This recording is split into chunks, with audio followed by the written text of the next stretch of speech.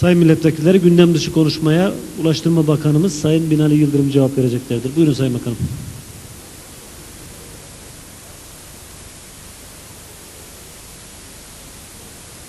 Sayın Başkan, değerli milletvekilleri,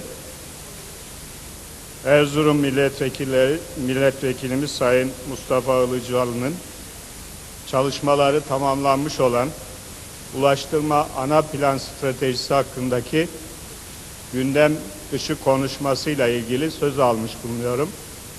Yüce Meclisi saygıyla selamlıyorum. Değerli milletvekilleri, bildiğimiz gibi ülkemizde ulaşım sektörü ne yazık ki yıllardan beri bir plana bağlı olarak değil, ihtiyaçların günübirlik karşılanması anlayışıyla kendi doğal akışı seyrinde bugüne kadar gelmiştir. Geçmişe baktığımızda ulaşımla ilgili tek planlamanın 1983-1993 yıllarını kapsayan Ulaştırma Ana Planı olduğunu, ancak bunu da maalesef hiçbir uygulama yapılmadan raflarda tozlanmaya terk edildiği bir gerçektir.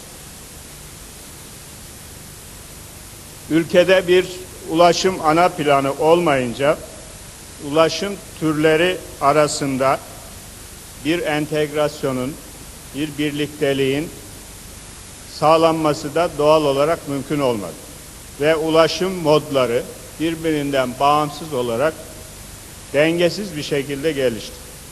1950'ye kadar demir yollarında yaşanan hamle 50'den sonra karayollarının yoğunluklu olarak gelişmesine ve böylece 2000'li yıllara geldiğimizde yurt içi yolcu ve eşya taşımacılığında %90'ın üzerinde karayolu bağımlı bir ulaşım sistemi gerçeğiyle karşı karşıyayız.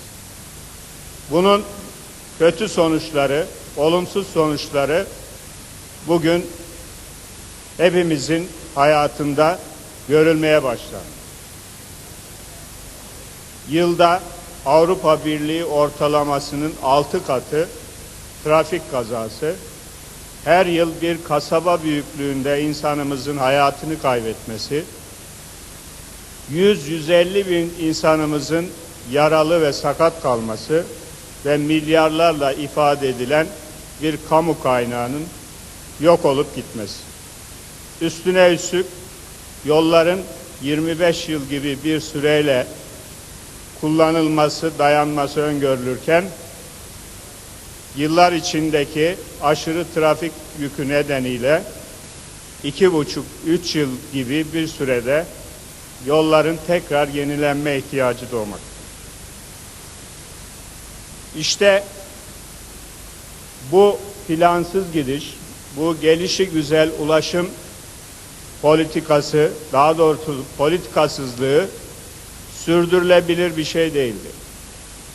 Bu yüzden de hükümetimizin gerek programında, gerekse acil eylem planında bir ulaşım ana plan stratejisi yapılması ve buna göre ulaşım türleri arasındaki dengeyi gözetecek bir proje önceliğinin belirlenmesi öngörülmüştür. Bu amaca yönelik olarak